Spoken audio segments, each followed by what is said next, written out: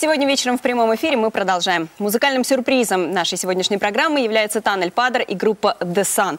Тот самый человек, который некогда принес победу Эстонии на музыкальном конкурсе Евровидения, хотя эстонской аудитории он вполне, возможно, более известен своими хитами об опасной женщине и безнадеге.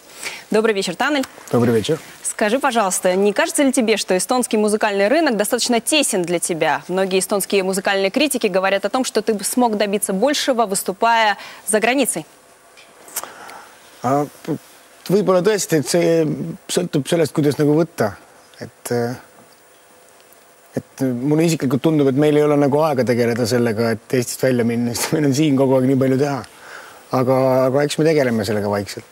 У Танеля просто нет времени на то, чтобы заниматься продвижением своей карьеры, в том числе и за границей. Вопрос образования. Гениями рождаются или гениями становятся? Этот вопрос связан с тем, что в нынешнем году ты вновь вернулся за школьную парту и продолжил то образование, которое бросил много лет назад, снова в 11 классе. Да. Как проходит твое обучение?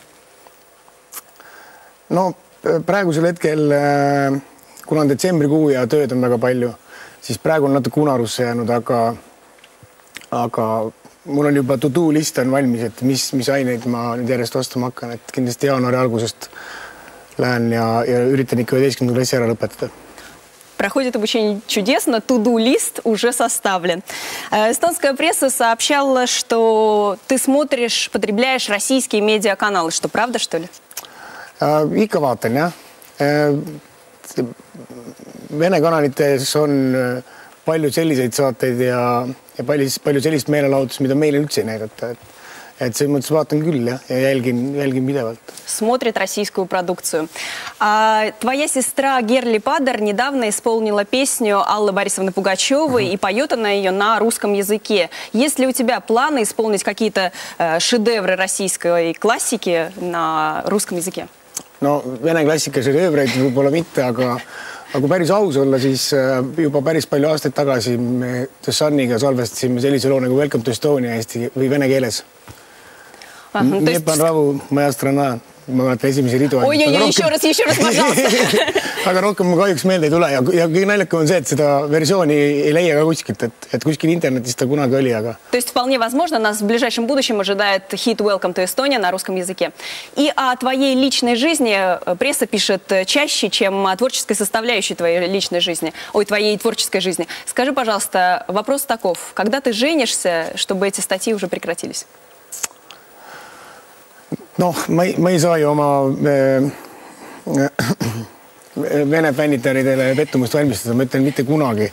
Aga tegelikult, kuna ma olen ühe korra abielus olnud ja see ei olnud kõige toredam kogemus minu elus, siis ma natuke vaatan, kuidas see asi läheb.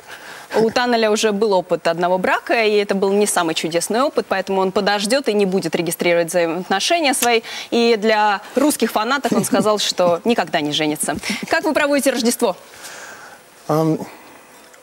Nähtavasti jõululaupäeval ma olen ikkagi koos oma perega ja lähedastega, aga enne seda ja peale on töötähel, palju tööd on jõulutähel.